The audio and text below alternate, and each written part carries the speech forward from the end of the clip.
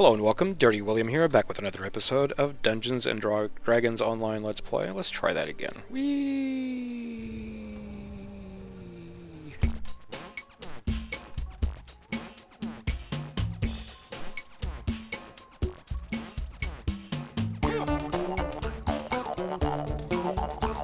Hello and welcome, Dirty William here, back with another episode of Dungeons and Dragons Online Let's Play. Today, we are going to be taking level 15. So, we're going to advance to the next level as a wizard. The skill points for this level are going to be balance, which is probably down here someplace. But it could be wrong. Nope, it's right at the top. Of course I'm wrong. Why wouldn't I be wrong? Concentration. Haggle. Toot toot. Jump. And spellcraft. So here we go. Go to next. We get 2 feats this level, so that's cool. The first one is going to be Greater Spell Focus Necromancy. Sure. Greater Spell Focus Necromancy. What does that give us? Your spells from the Necromancy School of Magic are harder to resist, receiving an additional +1 bonus on save DCs. In other words, whenever we cast Finger of Death, then it's going to be more helpful, and probably maybe land. Who knows? Who knows if it'll land? The wizard bonus feat we're going to take is Quicken. So let's scroll down here. Quicken. What does this do? 10 additional spell points, but these spells are twice as fast and they cannot be interrupted. I have been having a problem with concentration because my concentration is not that great. So the Quicken spell will help out with that, hopefully. So we go to next, and we get some level 8 spells. Now, really quickly, all the level 8 and level 8 and 9 spells are all going to be rare. There is nobody that sells these scrolls. I think they still can be looted. They can still be purchased from the auction house. But there's no vendor in the game that will do that. So pick whatever you want, pretty much. So what do we got here? Black Dragon Bolt sounds good. Symbol of Death is kind of nice. The Summon Monster I'd probably stay away from, just because, I mean, the Air Elemental is nice because it knocks some guys down. There's Power Word Stun. Let's see, I get to select 2, so I'm going to take Black Dragon Bolt. Mass Charm, nah, let's not do that. Polar Ray, let's go for Polar Ray. The reason being Polar Ray is good for stuff. So there you go. So let's see, what did we get? We get 6 extra hit points. We get 81 additional spell points. Fortitude save goes from a whopping +4 to +5, so does a reflex save. Let's see, we get, what, +5 maximum hit points. Sounds good. Arcane Lore, Quicken spell that we took, the Greater Spell Focus Necromancy here, and our skill points. Jump, Spellcraft, Concentration, Haggle, Balance, and the spells we chose, which are Black Dragon Bolt and Polar Ray. So we finish. Good to go. Control R.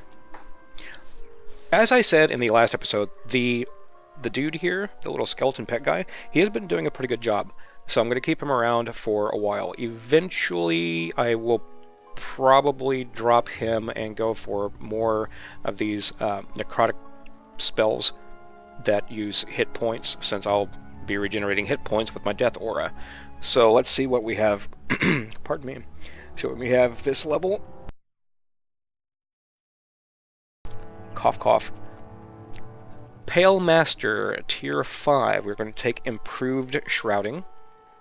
So, let's see. Right now we're using Wraiths, so let's go down here at the bottom. I'm pointing at the screen because you can see that in real life. Of course you can. Everybody has a webcam in their house. You know. Good gravy. So down near the bottom, while in Shroud of the Wraith, you gain +2 Dexterity, and your Incorporeal Mischance increases from 25 to 35. So let's take that.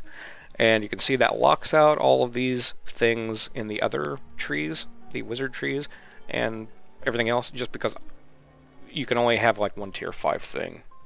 Because the devs hate us, that's why. Necromantic Focus, rather, will be the next one. You benefit from Dark Knowledge, granting you a +1 DC to spells of the Necromancy School. So again, that's going to help our DCs. What was this guy over here? What does that say? Animate Ally, nah. And then you have the Necrotic Blast thing. So let's see, that's going to be it for that. We accept, we close, and we spin around. so that we can open up our inventory. So what we got? Pretty much the same stuff as last time, but as you can see, I have a Madstone orb right in here. I'll point with my mouse instead of my finger because it's tech. So that was purchased from the auction house for the unbelievably low price of 1,999 plat. I was blown away. Let's see what this does here. It gives us a plus 72 for our negative energy spell power. It has a purple slot and yellow slot. Purple slot we can throw just who knows what we can throw in there, just stuff and things. Yellow slot for something else, like swim. I mean, how great would it be to be this guy and swim? Everything else is pretty much the same. We have the plus 6 intelligence goggles. We have our Hat of Wizardry, which I can swap after I'm done buffing and use this Terraz's Sight. That has a little detect secret door clicky. In addition, you get the plus 40 equipment bonus if you have all 3 pieces, which I now do. We'll get to that in a moment. Still have the Night Forge Gorget with a yellow slot. Still have my Bottle of Air, which unfortunately has taken some permanent damage, which, why wouldn't it? Plus 5 resist cloak, plus 6 con belt. Still hanging out with that ring. This ring has been on me since, I think, level 5. So, that's your buddy. It's your little buddy of mine. I did loot the, however you pronounce that, the things. Right there, you can see on the screen the things. Let's see, I have the Featherfallen Booch. I have the Katra's Wit, which gives us some Diplo. Spearbane, along with, wow,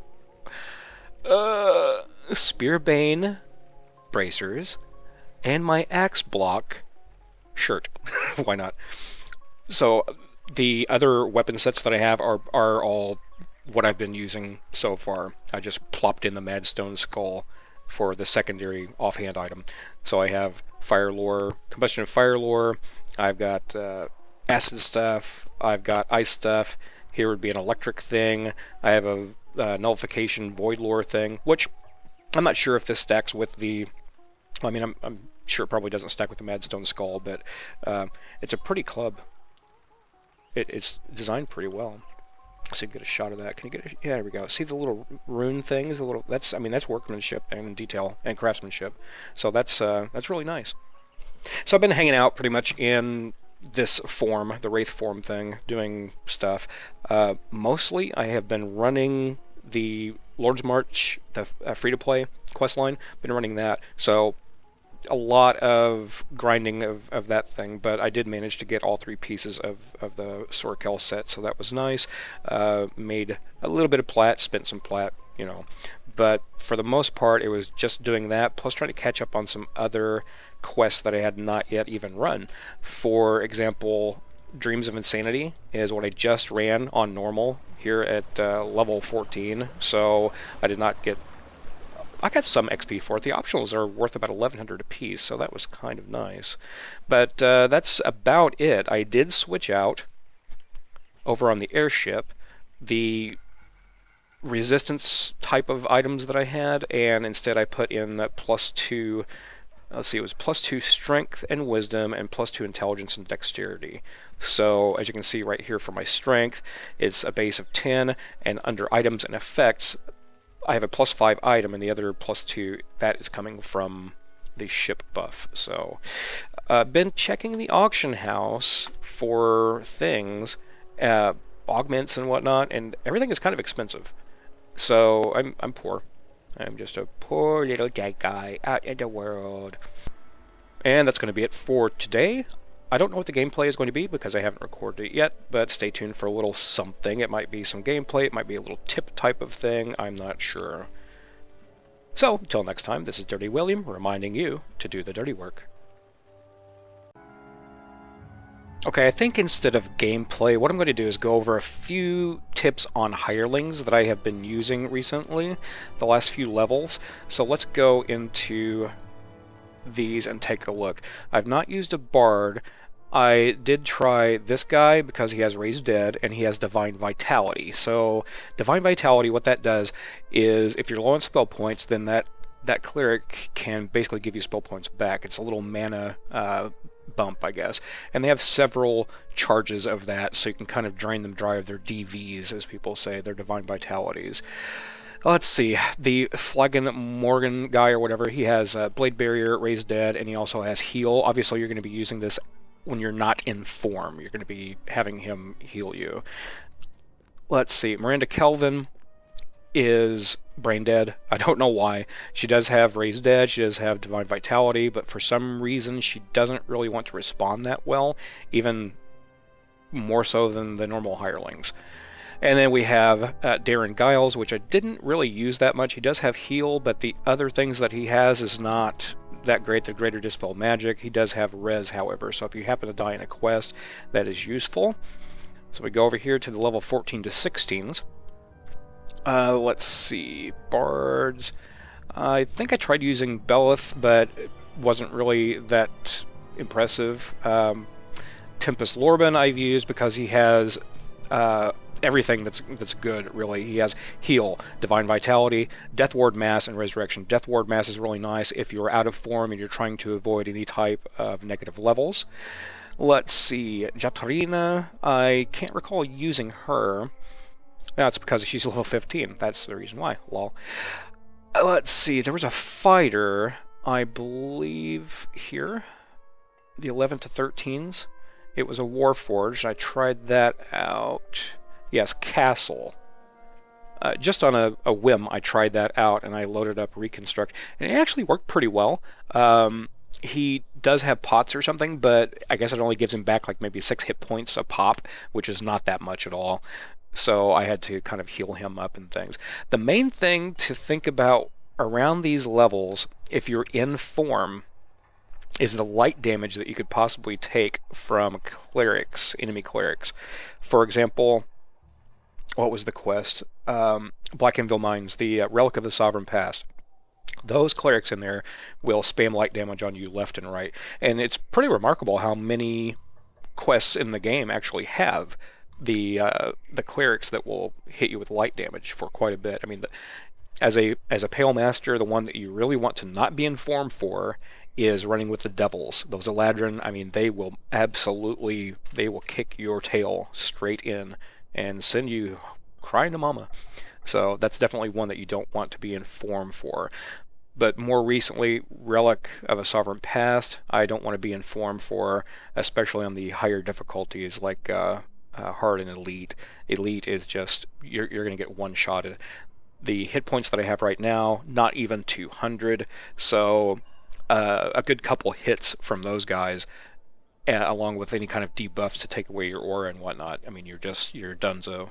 You're finished. So there is more information on the DDO wiki regarding light damage and how to avoid it being a Pale Master. I will put that link in the description so that everybody can take a look at that and kind of chime in if there's some other quests, excuse me, other quests that you can think of that have a lot of light damage that you could possibly take and things to avoid that light damage. Not really a lot you can do necessarily until you get the improved shrouding, I think, or at level 20 you can get the Pale Rod, which I think soaks up a certain amount of light damage. So that is it for the brief little overview of the hirelings and light damage.